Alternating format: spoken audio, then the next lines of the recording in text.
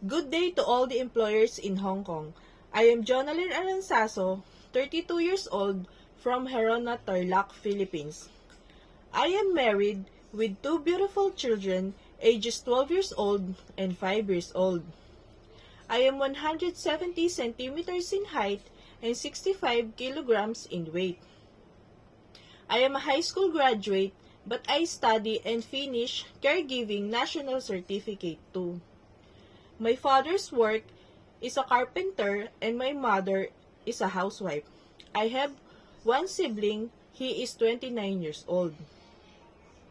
Mom and sir, this is my first time to work in abroad, but I have a work experience here in Philippines as a helper, serving 3 members of the family, the husband and wife and their child, age 5 years old girl.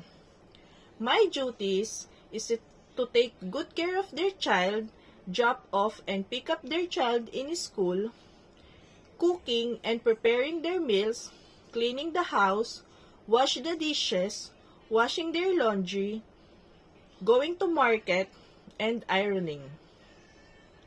Mom and sir, we don't have pets in our home, but I'm willing to take good care of your pets. Mom and sir, I don't know how to cook a Chinese food, but I'm willing to learn. To my future employer, please choose me because I am kind, loyal, honest, hardworking, and I have a long patience.